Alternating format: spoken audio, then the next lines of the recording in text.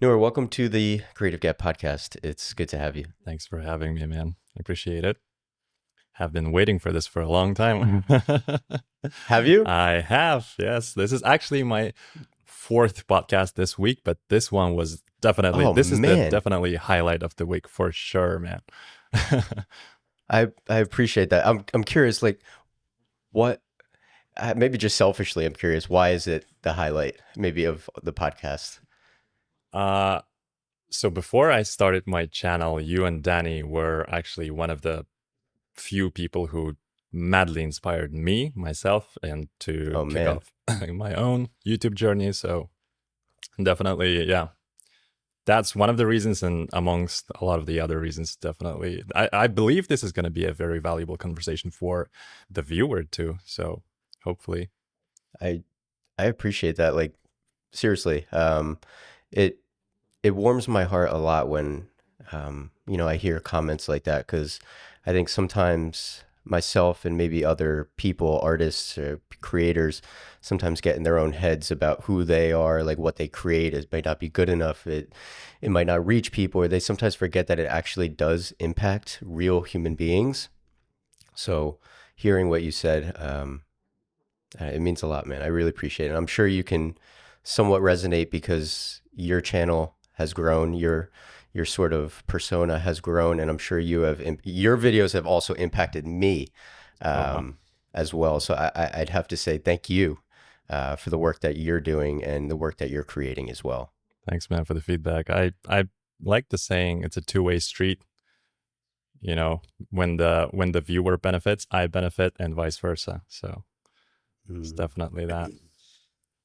amazing. I'd like to start this off by just getting a little glimpse into what you're feeling and how are you feeling most fulfilled or content lately in your life right now? I would say that usually comes down to having some time to focus, because that's the Mm, luxury that we don't have at times as like young parents, and generally like as someone who is entrepreneurial and running multiple different endeavors. It's like it's you don't want to be, spreading yourself too thin, but at the same time you kind of want to diversify a little bit, and that comes at the cost of like not being fully focused on one thing, on one direction, one path. But whenever I mm, have that, like a week worth of work that's dedicated to just accomplishing one task or one larger goal, that's when I'm like, I feel like on top of the world. But yeah, but mm. that's not like Amazing. also I try to, get into a habit of like carving out that kind of time, and still learning to communicate to the family, to the people around me, the friends, because that's, I feel like entrepreneurship is a bit of a lonely journey at times, no matter how Mm, many people you have around you, or sometimes you even end up hiring a bunch of people, a team.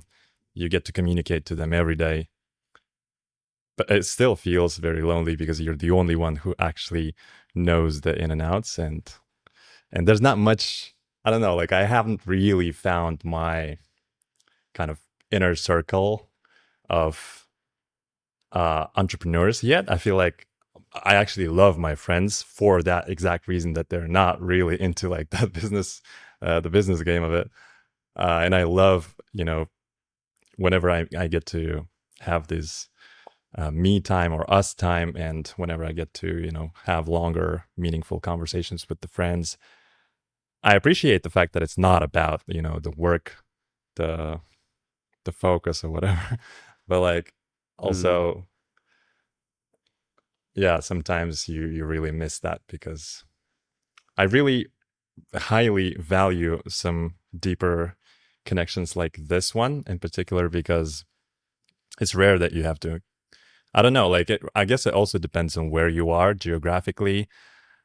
um and I'm not sure how the situation looks over on your end, but I would say, yeah, that's something like it's top of mind right now, because that's something that I'm highly focused on, is like finding and building that network of like-minded individuals to be able to build with Mm. together. Yeah, I think that's I think that's similar across the board, whether you're an entrepreneur or even just, I guess like speaking towards the creative, maybe filmmaking side of things. I think everybody just seeks connection and seeks relationships. And I think the tough thing that I find is that people sometimes are scared to maybe make connections or relationships out of fear of not really knowing how to do it properly, because maybe there's this sort of misconception out there that if you want to make a connection with someone in your relationship, it comes off as like, what can I get from Mm. you? Like, what can you give me, instead of coming into the relationship or a conversation? Like, how can I provide a service, or how can I just be a friend? How can I just have a conversation with you? So I think that there's sometimes just this weird societal thing, but I think that in general, everyone is kind of seeking that human connection, because filmmakers in general, it's a collaboration. You're with a team, you're with people on set. But when you're home, you're alone a lot of the times. And if you're not working, for example, that's even lonelier. So Yeah. I could see it being a tough, it is definitely tough. And a lot of my friends, my circle, have nothing to do with film Mm. at all.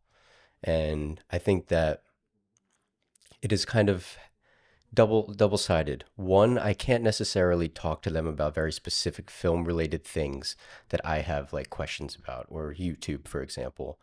But what they do help me with is kind of stepping outside of my own narrow minded sort True. of brain in filmmaking or YouTube, and kind of help me expand what my life is outside of that.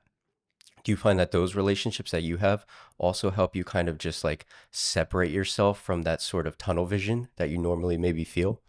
Yeah, absolutely. So um, beforehand, I used to, and I feel like a lot of the also best friendships, they happen to be with the people you often work with, or just happen to be, in close proximity because of the job you have. But when I was fully and actively commercially directing commercials, I used to have a lot of also commercial director friends and friends from the set, art directors, producers, and people of that nature. And with time, since really stopped taking as many jobs, and now I'm not really that active with the commercials. And what I found is that a lot of the relationships faded, Mm, just because I feel like there's no shame in admitting that a lot of it comes down to like having the chances to see each other very often. And whenever you don't have that kind of setup, it's it's only natural that you'll witness them fading. And a lot of them, or a lot of these groups of friends that I used to have before, they started shrinking. There's less people that I often interact with nowadays. And a lot of the so-called old friends, or the friends that are like I used to know them forever since I was a kid, basically, they have absolutely nothing to do with either filmmaking or online business or any personal branding or anything like that.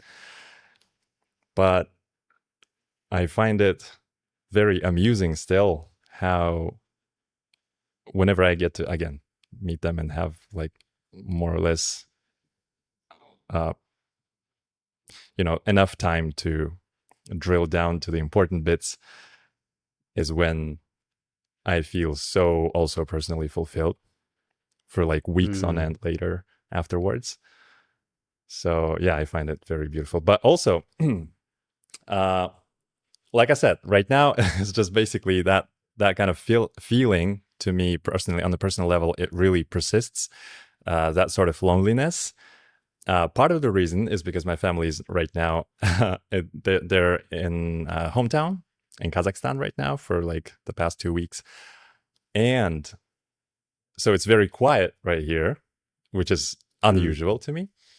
Uh, but I have moved not very long ago to right. Bangkok, to a new city, to a new country, to a new basically region to me, which is a completely foreign place to me, a completely foreign culture, a foreign language, and that also doesn't really help. And I know it's up to me to like try my best to learn the language, to learn the ropes, and see how I could integrate to the local culture. Uh, so there's nobody to blame. And I know that's totally up to me. And yeah, that's something that I've been trying to kind of work on lately. Mm. There's so many things that I want to dig into just like in that little bit, and I definitely want to talk about your sort of transition into Bangkok, but I want to come back a little bit to something that I thought was really important. And you said that you kind of have to dedicate time and focus to doing something. You kind of have to maybe sort of talk to your family about sort of that dedicated focus. So there's something that I'm always sort of struggling with, and it's that idea of like sacrifice on both ends. Sacrifice to you creating your business, your craft, your videos in hopes of spending time with your family, your friends, your children, for example. And then the other side, the sacrifice of working and not spending time with them. So how have you learned to kind of find that balance between the sacrifices of both Yeah, I've been ends? doing therapy for a little bit. Uh, Mm, and it really helped me out to like open up that perspective and be a bit more honest with myself and my intentions. And I feel like it reminds me of that scene in the Breaking Bad at the end, where he meets his wife one of the last times in his life before. Yeah, I'm not gonna spoil it too much, but I know what you're yeah, talking yeah, about. he goes, "I did it for myself," Mm, because she goes pressing him hard, like, "Don't tell me you did it for us. Don't like not not one more time, please." And he goes, "Yeah, I did it for myself. I did all of it for myself." And I feel like a lot of the times we tell these stories to ourselves, like, "Yeah, this is for the family. We want to support you. Like, we want to take care of the family, be a breadwinner or whatever." I feel like if that was the case, I would probably not be in filmmaking to begin with. mm. And That's I interesting. started, yeah, unpacking that even further. And I was like, yeah, this is probably. I started digging deeper even from there onwards. And I was like, okay, what was the reason then? To me, the first high that I've ever gotten from like creating was way back when I was a little kid, a little child. I used to draw and paint a lot. Then I used to do some clay, uh, yeah, like some clay arts. Um, and a lot of it was that pure form, pure art form, pure expression of the, thought. And that had nothing to do with the money. Mm, Then, however, in the university days, I was, it never, like, it wasn't, my parents, and I'm very glad that they did, they sent me to Shanghai. I studied in Shanghai. I studied marketing, not film.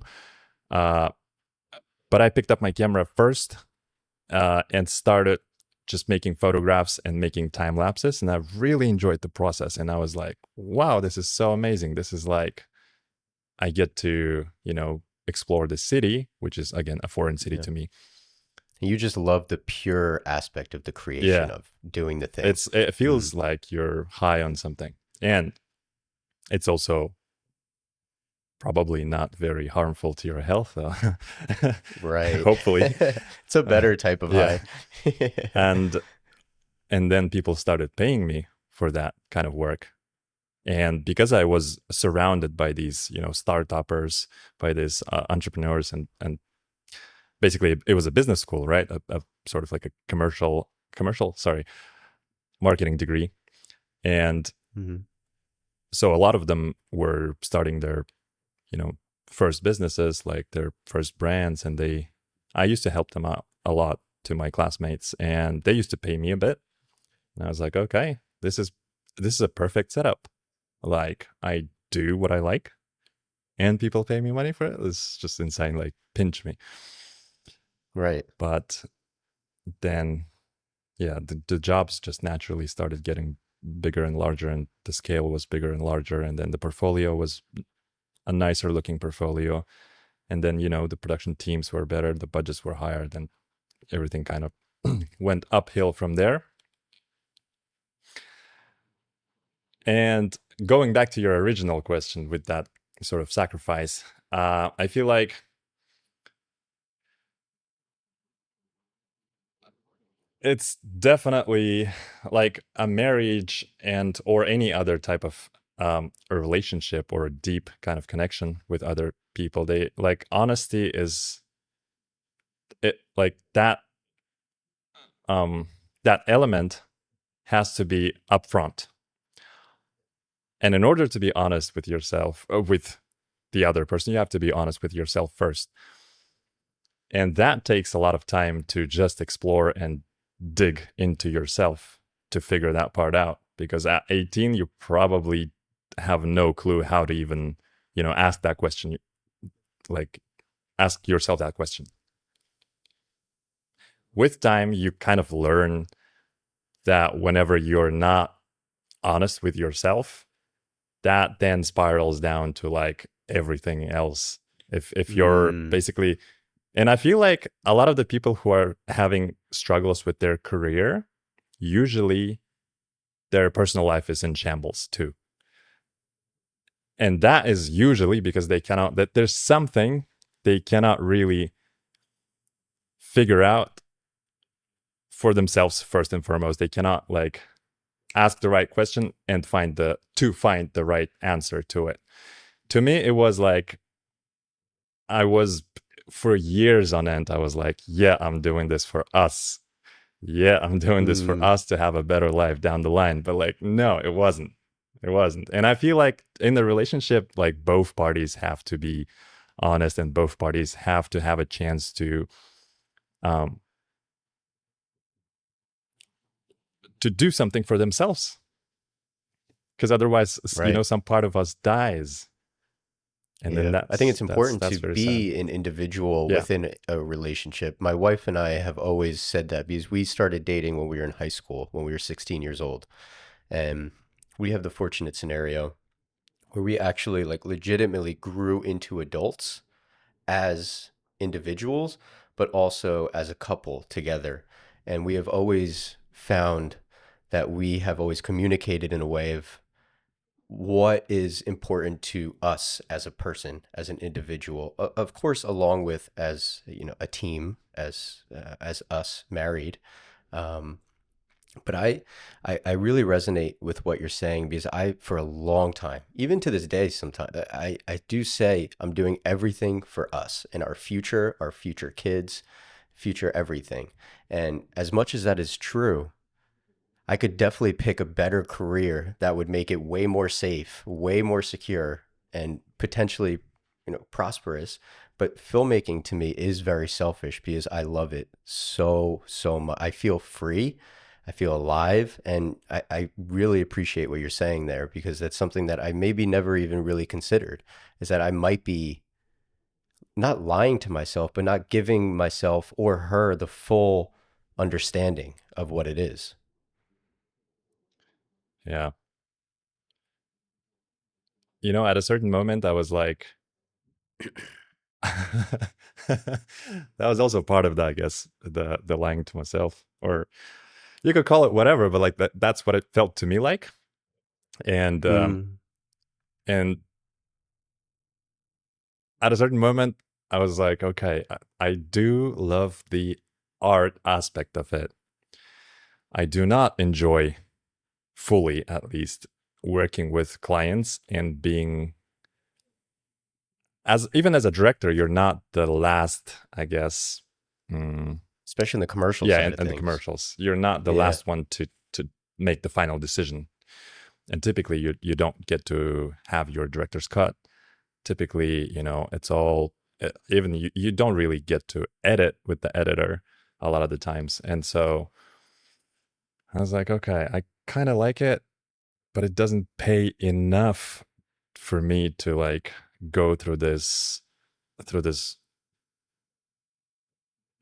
wouldn't say I wouldn't say a battlefield, but like at times that's what it feels like. Mm. A battlefield within your sort of like Y- identity of who yeah, you yeah, are. like your artist Mm, persona and mm. sort of like your a problem solver or like a business entity persona. And that would a lot of the times end up in like in an internal clash, which I really didn't like, and I was definitely overthinking it for sure because I like a lot of the other prosperous commercial directors, they never question that. They're just like, yeah, this is a job, whatever. just just gonna do my job, solve problems, get paid, and part ways. That's it. Hmm. But for me, it was like, Which is good for some yeah, people. that Some people it's 100%, okay with. You 100%. just, again, though, what you're saying, you have to be Yeah, honest with yourself about what it yeah, is. 100%. I completely agree. I guess that all again comes down to like asking the right questions. But Hmm. that was the moment when I was like, okay, I think I consider myself artist. I consider myself an artistic person who likes to be doing creative things. However, I also really never admitted that I needed money, or I wanted to actually be able to make better money, good money, large amounts of money. And especially when we had our first kid, I'm saying first like as if we have other, but yeah, like, we only have one daughter. But when Mm. we had our I'm sure you daughter, maybe you want more than one well, child. hopefully we'll see. We'll see. I'm not rushing the We'll see. process.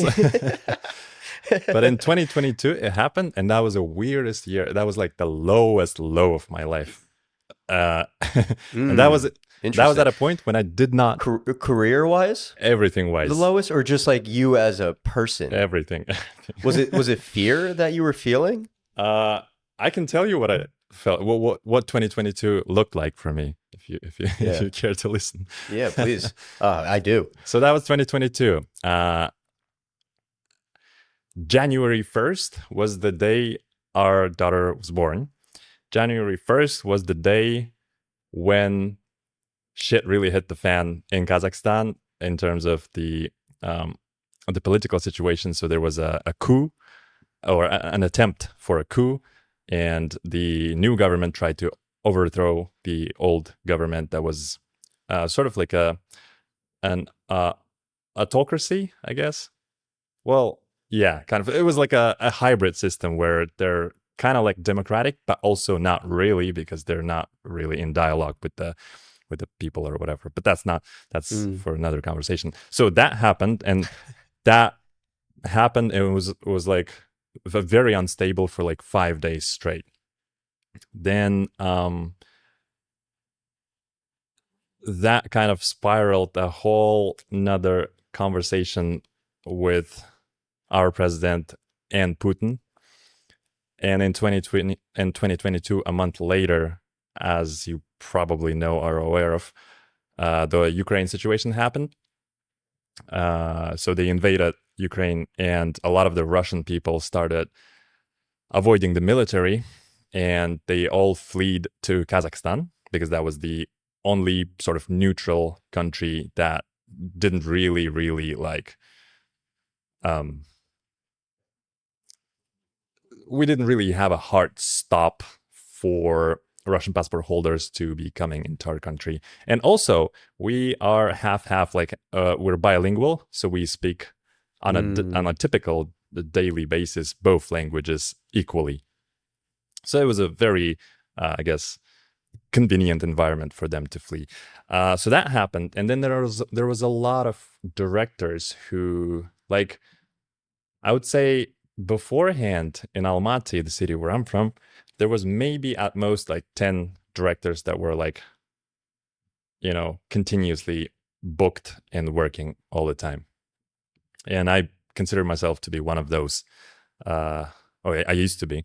And when the war happened, there were maybe 100 more.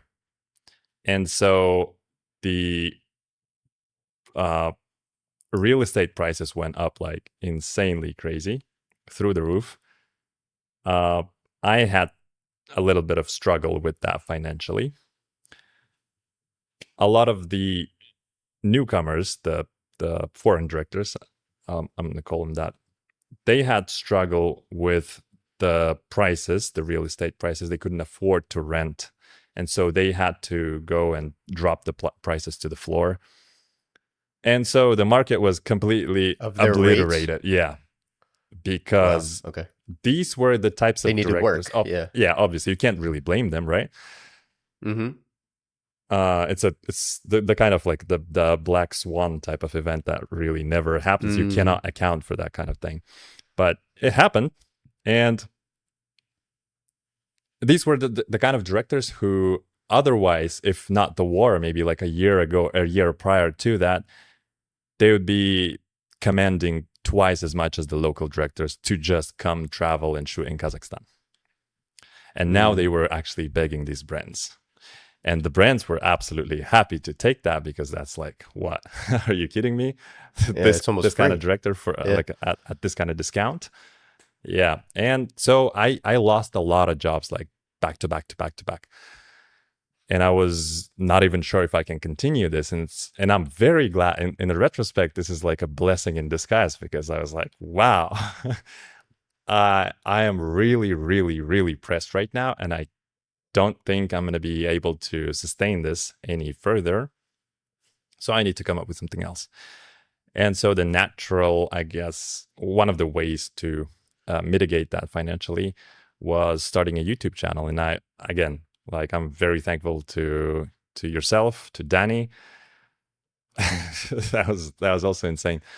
I was watching the whole entire the making of I Think I'm Mm. Sick. That was truly inspirational because I was like, that was, I would say, a, what do you call it? Like a president? President? No. What do you call that? Is that the word I'm looking for? Explain it. Um, an event that has never been done before. Uh, a very unique kind of way to go about making a feature film.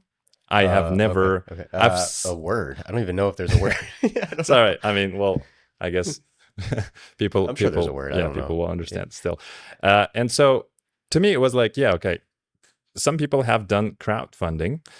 Some people obviously do traditional route, go traditional Mm. route, and but like having an audience built up this organic type of way, and then self-releasing it, self-producing it, that's like self-funding. It's just insane to me. And yeah, that was like, to me, absolutely mind-blowing. It was like literally world-changing. Mm.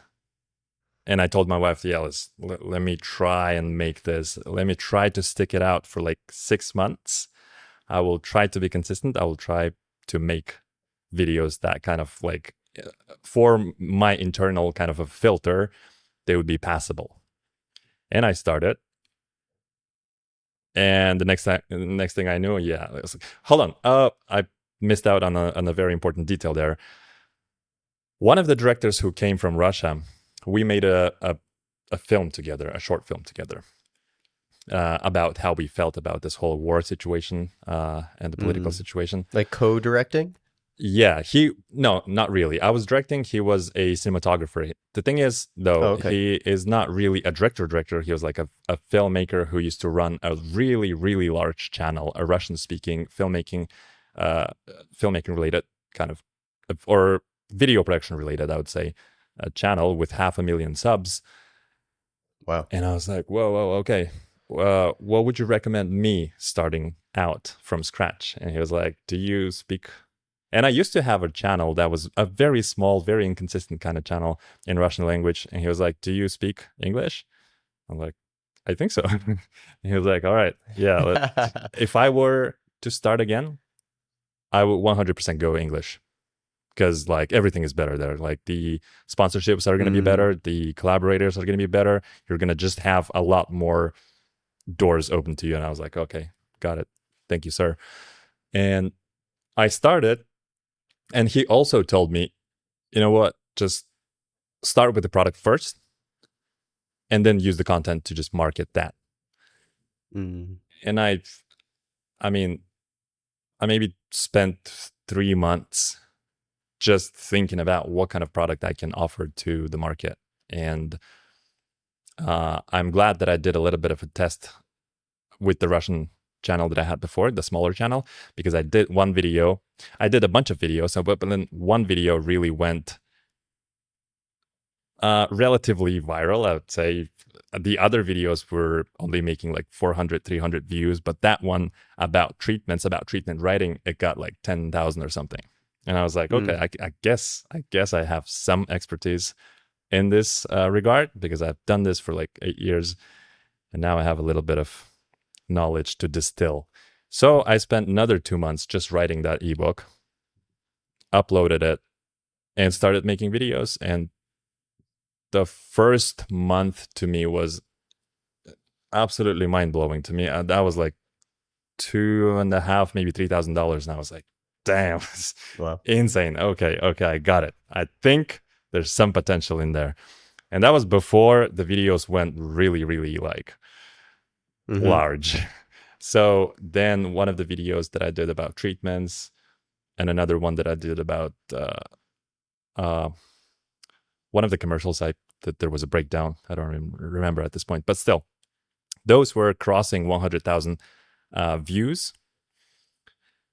And that was the month, I think it was the second or the third month that I was selling my products. That month I made almost 9 grand just from the store sales alone. And I was like, no, okay, I think I can completely go like full in on this online store situation. And yeah, so Mm. that's what I did, and I never really regret it, man. It's just, Mm. it's been so much better, so much more fulfilling, so much more true to myself again. And I'm sure you can relate to this as well. Running your channel is like, it's an ultimate freedom to explore It any is. technique, any sort of, Mm-hmm. not necessarily like a camera technique, but I'm saying like any storytelling method you can apply to that. Honestly, like my YouTube channel has evolved, I think, since I started, and I've kind of, I have a weird relationship with my YouTube channel in that I love it. I absolutely do. I'm grateful for it because of what it's provided me. But I don't want to become a YouTube. I don't want to create some. I don't want to be someone or create videos that are only necessarily to like provide ad revenue or like share a product or share a lens or share a like some of the most important videos to me as a human being and as a person are the ones that barely hit 2,000 views on my channel. Like I just put something out the other day and it's not doing that great, but to be honest, it was like a therapy session to me. Just being able to talk. I have these random videos throughout my channel that you could find of me literally just sitting down and talking. And those resonate with people for sure, but they don't hit the 10, 20, 30, 40,000 views that would normally hit if I do the, behind the scenes or whatever that is. So I sometimes struggle of like, where do I Mm. fit in on YouTube? Where do I fit in as a creator and, or as a DP or as, someone that does podcasting? And this kind of segues a little bit into something I read in one of your blog posts. If I'm gonna read it, if that's okay, the box paradox you Mm. wrote. Director Jordan Brady once said, "Put yourself in a box. At first glance, this advice might seem limiting, but it's actually about defining yourself in a way that makes you recognizable. However, this box isn't about confining yourself to a specific topic or genre. Instead, it's about your unique voice, style, and personality Mm. as a storyteller." I really love that sort of little excerpt right there. And the video that I just put out recently was the basis of it was that I was struggling with the question of like, who am I? And granted, I'm 26 years old. I have no idea who I am yet. I barely went through life. I was a kid more than I've been an adult.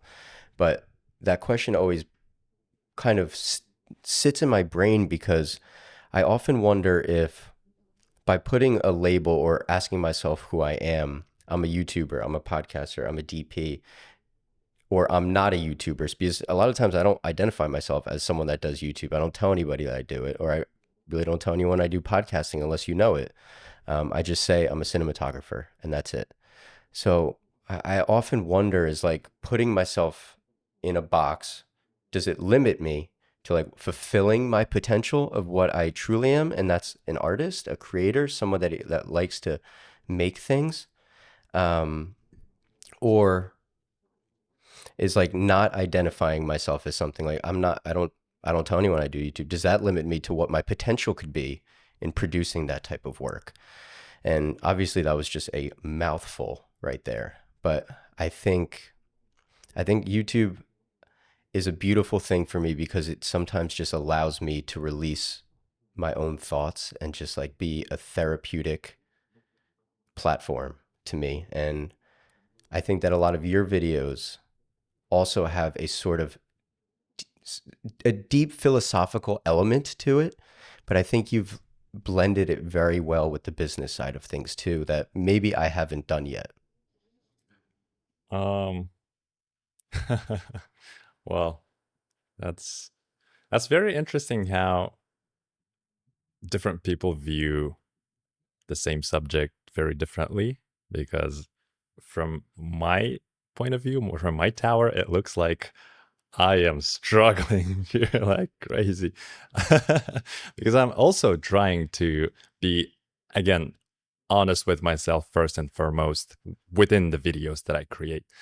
So I want them to speak to me half a year ago, a year ago. Mm, Uh, that's my, you know, customer avatar, I would say, if you take videos as a product. And I also want them to appeal to the analytics. Sorry, not the analytics, but the uh, what's the word? algorithm. The algorithm. Sorry, Mm-hmm. because if that doesn't happen, then it's just going to be a very few. There's going to be very little amount of people who's going to be exposed to a good message. And I Mm, hope that potentially, if one of the videos go semi-viral, then it might potentially again change somebody's life. And I'm not saying this to sound very important, but no, but I totally I understand what you mean by that for that's sure. sort of the function that I designed this Mm-hmm. video to accomplish, or any of these videos. And what I have found lately to be very calming to myself, for myself, is I have finally discovered and sort of, I guess, figured out the meta ads, the Facebook ads, Mm, and that it really feels liberating for it separating your sales and your arts. So now my videos are more into the arts factor of it rather than sales. I don't even have to right. be promoting my products in my videos anymore, because what I Mm, have found to be very, again, liberating is the fact that starting January this year,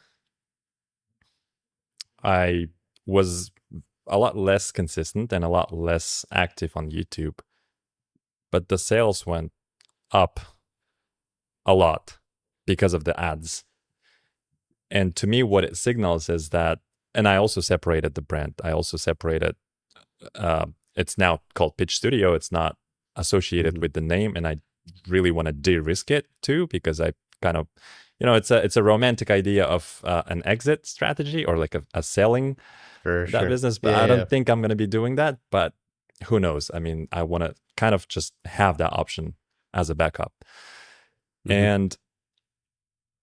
And that's great because it means the brand is already, it's got that vibe, it's got that feeling, it's got that message without me, without my face, and it's already able to generate some of that money just through the ads. So that to Mm, me means now my YouTube is basically, it doesn't have to be selling, or it doesn't have to be promoting my products, or it doesn't have to be Right. fulfilling that function of just, paying me basically. Sure, sure. So right now I feel Mm. a lot more like you, or I don't like, I'm not sure if financially YouTube has a very big importance in your life, but it did to me for the Mm. past It year, does, and year and a it does, half. and it doesn't. I think most of my work, most of the financial aspect, it comes from traditional From the DP DP. work, Yeah. and I think it has for a while. But I think I wrestled with it severely this January, literally last month, because I worked one time as a DP in January, one time the entire month, and it was a job that was also just like super discounted. It was like a passion project, so it was like I barely worked at all. I didn't make any money from DPing in January, but I made all of my money from YouTube Hmm. that month. I paid every single bill that I've had that month through YouTube through a brand deal, and it made me realize like what am I what am I doing? Like am I fighting myself to not commit to YouTube? Because I don't think I've ever really fully committed to it. Mm. I've always just looked at it as like, this is something I also do, but I've always lived in a world where DPing was who I identify as. And maybe that is correct for me. Um, but I think that it's always been hard for me to fully commit to wanting to pursue YouTube as a full time thing. I completely understand. It took me year, a good year to admit that publicly, that I am not a commercial director anymore.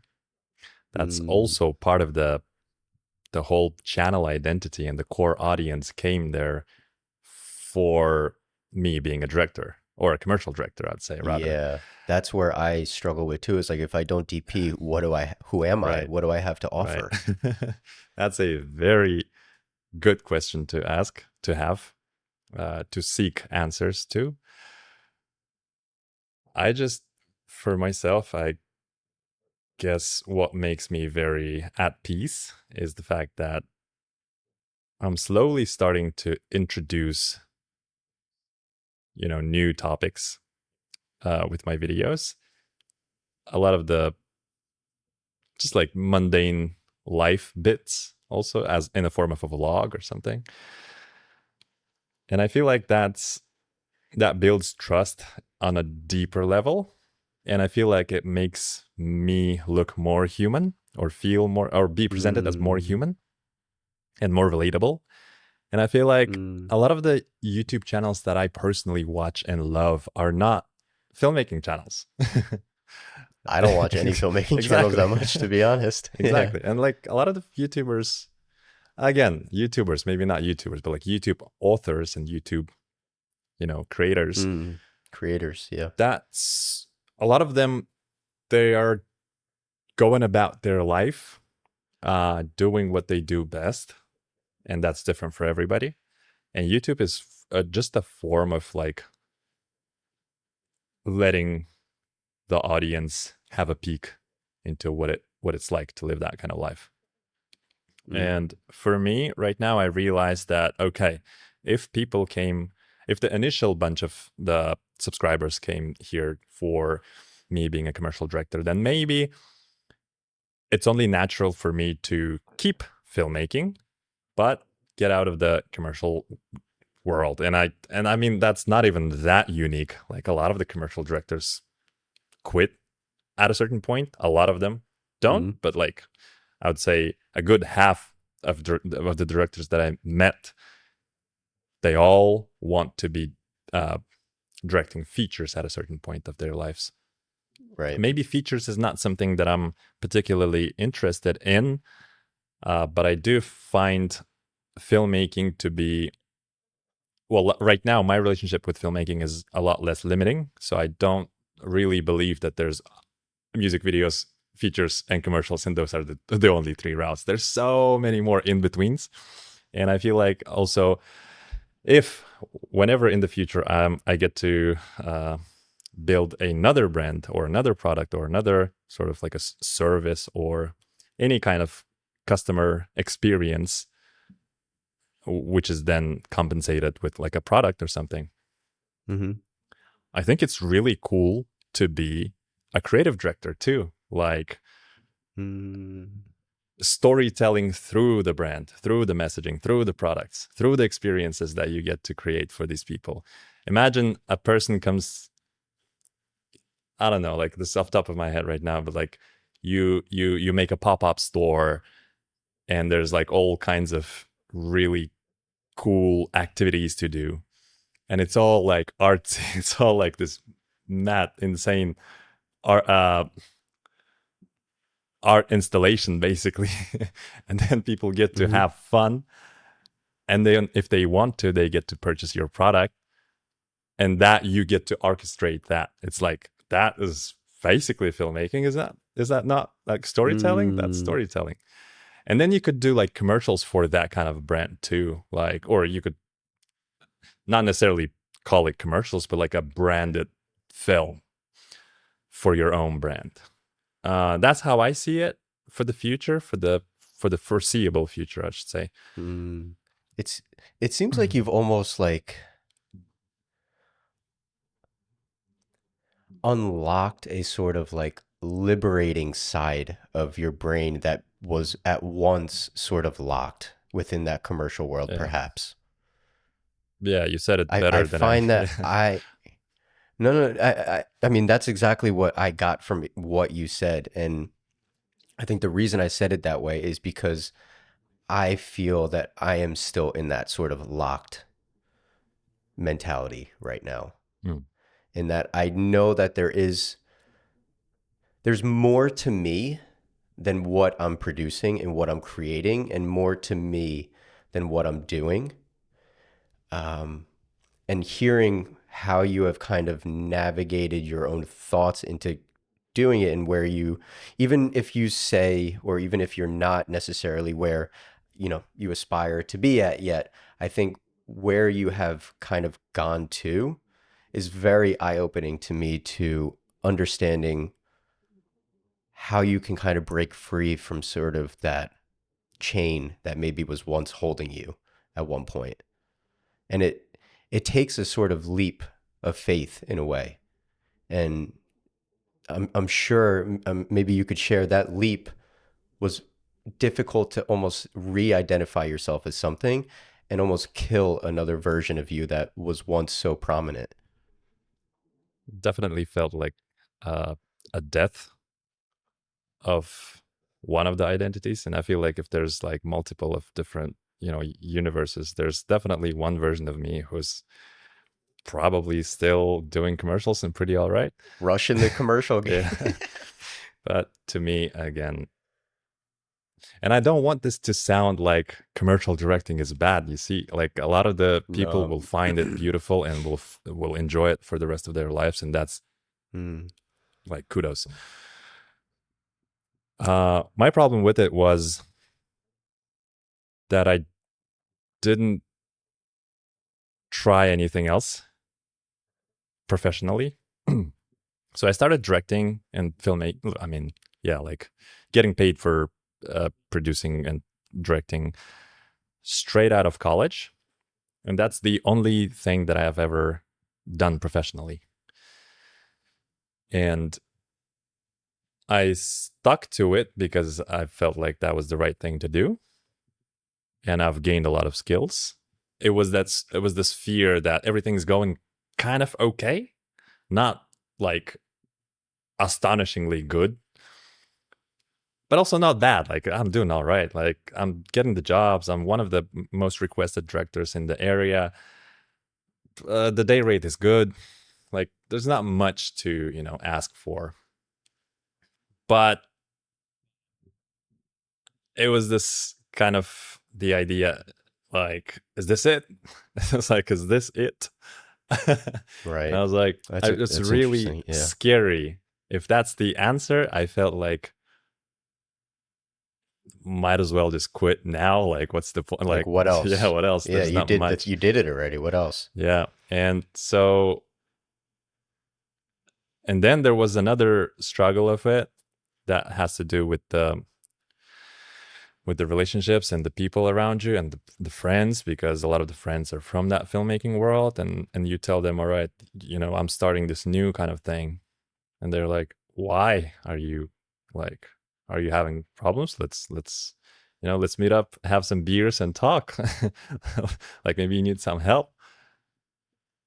And that help, I mean, like, not like helping with the channel, but like trying to direct you back to your Mm. normal career. and and that's where I feel like that's where you get to really evaluate your true friends, or friends, and Mm. distill the true friends, because you see some people are holding you back. Some people are there to, they're basically not your friends. They might be very kind and nice to you, but that's not what you need. What you need is, trust that whatever you feel like doing, you can probably power it through. And a lot of the people were there to tell me, are you mad, bro? YouTube, what Mm. are you even talking Mm. about?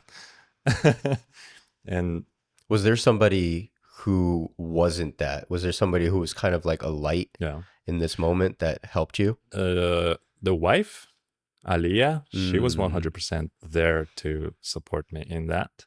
I had to How communicate was it that too. sort of conversation? Yeah, I'm curious about that conversation, or like how you communicated this sort of leap of faith Mm, for not just you, but almost like for your family. yeah, we were basically, uh, both of us were working before we had our daughter, and then, obviously, once we had the daughter, she couldn't work, so I had to kind of take charge in terms of the financials. And my work wasn't very, going very well too, for the reasons I described earlier. And yeah, one of the nights I was like, you know what? I think I need to try something else. And you can leave me. You can, you know, you can go to you can go live with your mother for a bit if that's what you feel comfortable with. Because she's also from another city. She's from Astana, which is a capital city, and her family is from there too. So that was one of the options. The other option was, uh, we stay together and struggle for a bit, and this might or might not work out. But whatever I was doing beforehand was definitely not it. And to me, it Mm. was such an empty moment. Like, I really, really, really felt like there was not, you know, that was the bottom. Had a lot of like suicidal thoughts and a lot of like mental struggles. Very classic, but also like Mm. nothing very unique, I would say. But also, I would say there was nothing worse. Like, there was not ever a state where I felt worse personally. So, and then I communicated all of that mental struggles that I had to my wife, exactly, like laid it out exactly what I was going through personally. And she goes, now, now I can understand you. Like, before that, we also Uh, had fights, and we also had, a lot of the things that weren't because you weren't voiced. open. You weren't Yes. allowing her Yeah. in, essentially. Yeah. I mean, yeah, it was a very scary place too. So I didn't quite feel very safe with anybody. So I had a lot of, yeah, like, really, really was that whole entire situation, that whole entire year was very detrimental to a lot of the relationships. So a lot of them had to go. And I'm very glad that I put in Mm. the work to, communicate and try to trust, my wife. And so she goes, all right, yeah, let's, because what else? Like, what are the options? There are not much. And so yeah, that happened. She was very supportive. She was giving me a lot of feedback with the first digital product. she has been supportive this whole entire time. She was there to always leave the first comments during my first uploads. I love that. Yeah. Yeah. Yeah, and I'd be That's surprised. Like classic. I was very surprised every time. I was like, I uploaded a video and then I come back home and she's like, "Oh yeah, I watched it. Like that was great. Like that intro was great. That Mm, outro was great." I'm like, "Yeah, that's very um warm. That felt very warm. That really brought us again closer together, that period, that whole struggle period, and then that prosperous period afterwards." And I feel like that's so cool too. Like when you have those sort of like that contrast, it felt really yeah. amazing. Like that, it not working out for a year and then taking off like that, it was like, I had started like the whole faith, the whole, you know, the source, the universe type situation that I all started landing upon me then for the first time. Mm, Um, but yeah, then again, like the channel started as a commercial directing channel. Then I had to go through, that was the second challenge that I had then, that I had to navigate this transitional period where, what am I? A director, a commercial director, a filmmaker, like entrepreneur. So I don't like to box myself in mm, with any kind of these terms. I yeah. guess the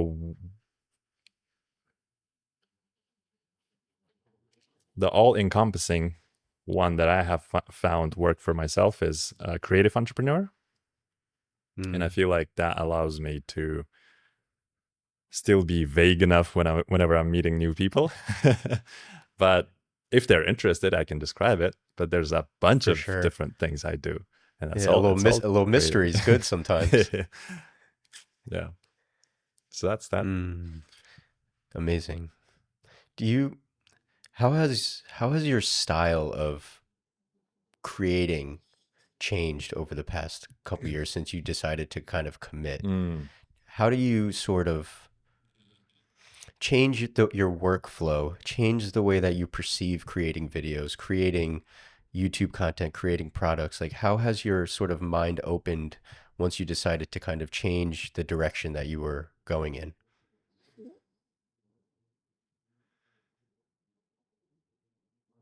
I would say when you are trying to improve yourself, especially in the beginning of your career, when you're trying to improve yourself as a commercial director, you often come across this tip or like a advice to prep, prep all the time, prep everything, like, you know, do everything in the prep so that you don't spend the client's money, so that you um, don't fall flat, so that you get the highest chance of succeeding. That makes a lot of sense when you're a commercial director. And I followed that advice, and Mm, I have conditioned myself so much to just never ever have anything left to its own devices or for the post or fixing it in post. I would say now versus then, it's a lot more, that approach is a lot more like a what a documentarian would approach it like. So mm. Exploratory? yeah, I should say it's like a hunter gatherer kind of approach. Yeah, so I hunt, bring it all Uh, to the table, to the editing table, and then I try to make sense of it later within that like post production mm, timeline. yeah. And it feels very different, very interesting, and also I feel like less pressure too, because I have found time and time again that you go out there, you shoot a bunch of stuff, you bring it back, and then something beautiful happens there in the editing. It's not a bad approach. I would say it's a very different approach, and very different stories come out of that. And it feels less And I'm sure polished you for had to sure, almost you had to like recondition yourself to even do that type to of allow creating. myself to do that. Yeah, for sure. Yes. But now Mm. it feels natural too. I would say now I don't know, if I would go back to a commercial set, I would probably do everything in prep still. Uh, but if I was to make a feature or even a short, especially with the shorts now, I would say, yeah, this year or next year, there's probably going to be a lot more shorts. Not a lot more shorts, but a few shorts planned for sure. And I do think about it regularly, and I'm like, I do want to um, allow that exploratory time where maybe Mm. there's 1 or 2 or 3 days of a 3 day shoot that I schedule everything out of it. Like I have my AD, uh, you know, having Yeah. everything set up because that's where the most amount of budget is going to go to. And then I want to have another 3 or 4 days with my DP, with my actor, skeleton crew, to just go there and see what else can we make while still, Mm. trying to put together the edit so that I see it Mm. from both kind of perspectives. Honestly, man, this like I think I've been struggling with just like these questions a lot lately, and I definitely feel like I've sort of I don't want to say like unlocked something here, Mm. but I think you definitely helped me with something today Mm. for sure. Um, Something Well, that I didn't know maybe I needed, but I feel internally right now that something is kind of changed, that's great. That's which is which is interesting, and I really appreciate that a lot. Um, and I it almost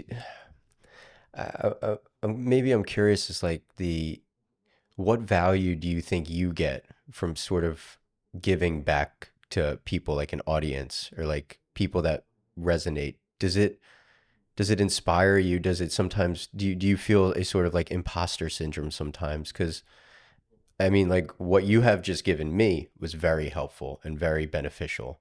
And like when I put out a video, a lot of the times I don't feel sometimes worthy of the things that I say or maybe the things that I share, but the return that I get from people, it does help me keep going and makes it realize that there is a I'm kind of making a difference in a way, even if it is with one human. mm, Um, so I'm curious about your perspective on sort of just like how you how you look at sort of feedback from people and how people sort mm, of look at you in that regard. mm. I feel like there's two questions in that one. I feel like one Mm, is, what do I get from it whenever I yep. am creating these videos or sharing? And the Mm-hmm. other question, and correct me if I'm wrong, the other question is, what do I get from the feedback from the community, Yep. from the audience? Yeah. I think there is kind of two in there. Because like what I get from the creation process is I do get this feeling of having some order in my mind, because a lot of the times these thoughts are, it's like just having a conversation with a friend, because you're either writing it down and then saying it to camera, or you're taking notes, or you're just saying it to the camera and then editing out Mm, some of the worthy parts. And I feel like a lot of the times we have a lot of thoughts that have no form. They're just little, little abstract, formless, shapeless thoughts. And there's a mm, cloud of them. And you don't really know what to do with them. You don't really know how to express it. A lot of the times it manifests itself in some kind of a feeling that you feel through your body. And then once you start, recording it or writing them down or having a conversation with a friend, all of a sudden they acquire a form, a shape. And it's a very good way to like frame something that you are living through and experiencing at the moment. And I feel like in that sense, and then once you said it, you kind of like, all right, I said it. It's out there now. Like I Yeah. have to believe it now that this is my Right. belief for the next few days. At least, Right. yeah, yeah. And so yeah, like it really helps to frame these feelings and thoughts. So that's definitely how I benefit on the personal level. It's like you said, it's a form of a therapy. Hmm. Then once it's out there, that's where I lose the control. Like that's not my space to, filter out the comments and try to like Hmm. block the negativity. You just have to deal with it, and I feel like that comes with the endeavor, with the growth. Like there's definitely going to be people uh, who don't like it, who don't like the message, who don't like the approach, or who don't like the visuals and style, and the way you come across, the way you Right. talk, a whole bunch of stuff that it's just outside of my control. And the only thing I can do to mitigate it is basically keep pushing and keep Mm. building the part of the audience that actually enjoys it and likes it. Right. And for those, I guess, for that majority of the audience, uh is that not the majority, but I mean for that part of the audience that really appreciates the sort of content that I make, I am glad that I'm helpful. I am glad that Yeah. this helps. Yeah. Mm. And also, I mean, feeling glad is a good feeling, so I guess I get that too. Right. Yeah. Mm. Have you noticed a sort of shift in the way that you can kind of push past mental hurdles of maybe not wanting to create or not wanting to do something? Because maybe in the traditional setting and the commercial side, or even me as a DP, like I get hired to do something, so then I go out and create something because somebody hired me to do something. When sometimes I struggle to even get the motivation to do something for myself when it's YouTube, for example. Have you found that you have struggled or has been sort of an easier transition to kind of creating it for yourself or finding the motivation when maybe you aren't feeling it?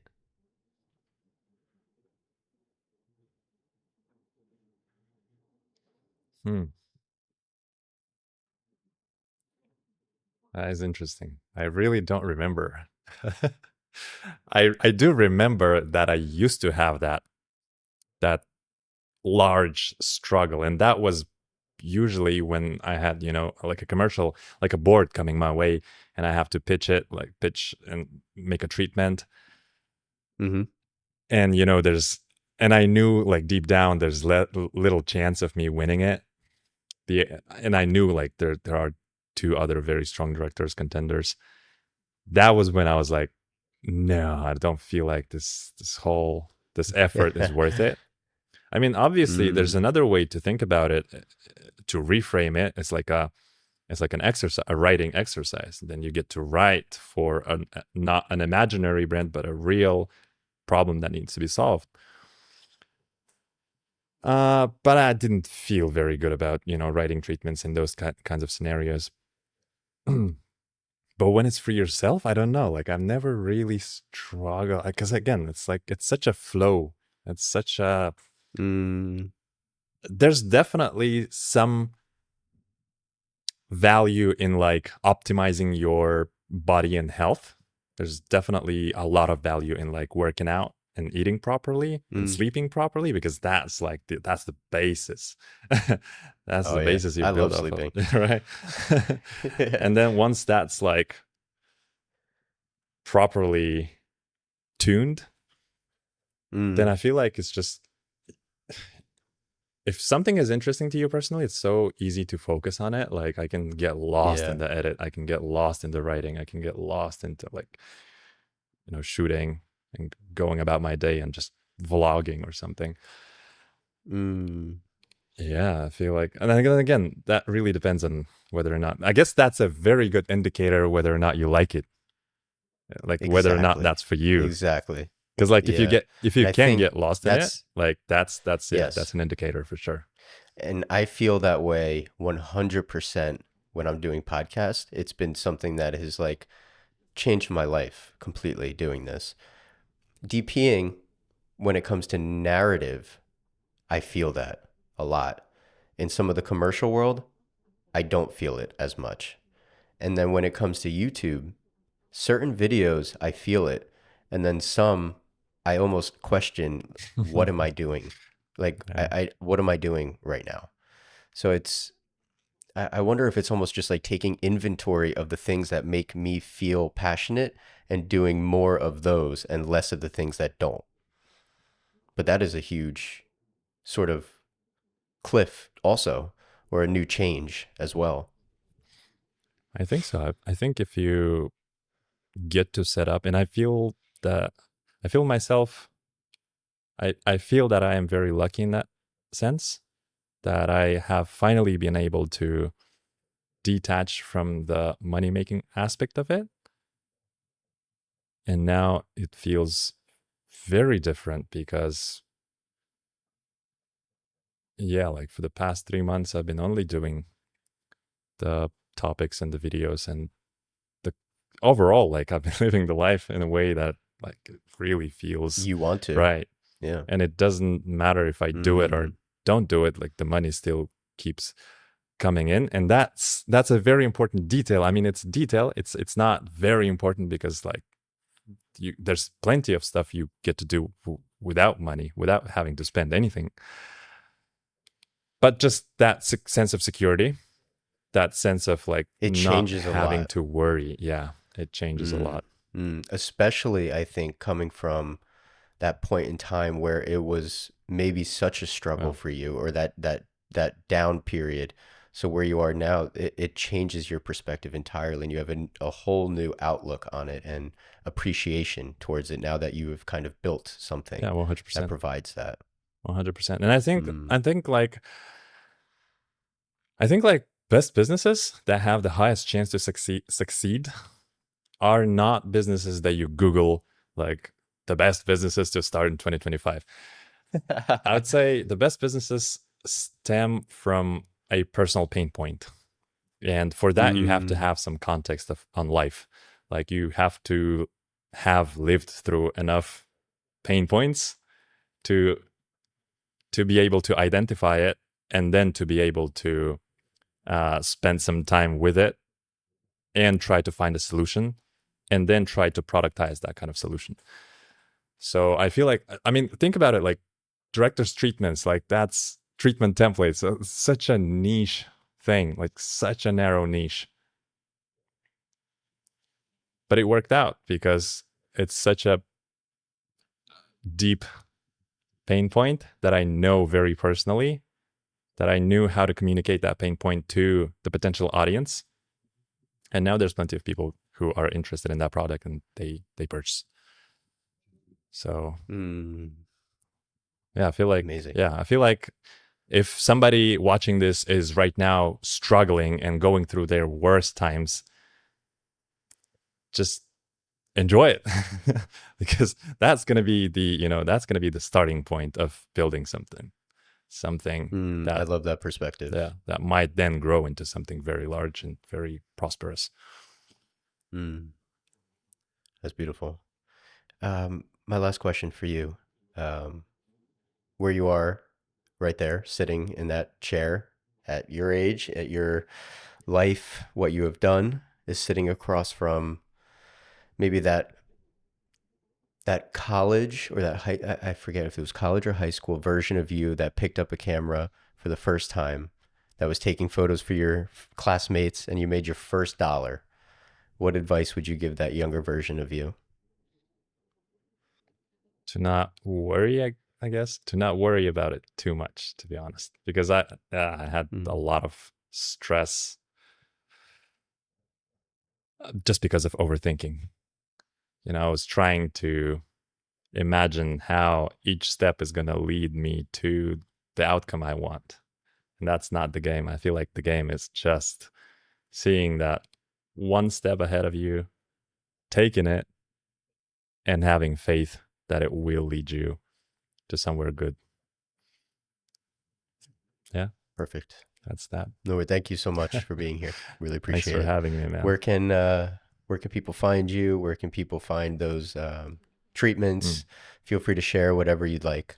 Yeah, first off, it's YouTube, Niaz Films, Instagram, Niaz Portfolio, and then I have another page called at Pitch Studio, and that's for the treatment templates. And I have a website called pitchstudio.com where people can, especially directors and filmmakers, they can find treatment templates if they're pitching for commercial jobs. Amazing. All right, man. Thank you so much. Thank you. Hopefully you enjoyed today's episode, everyone. Peace out.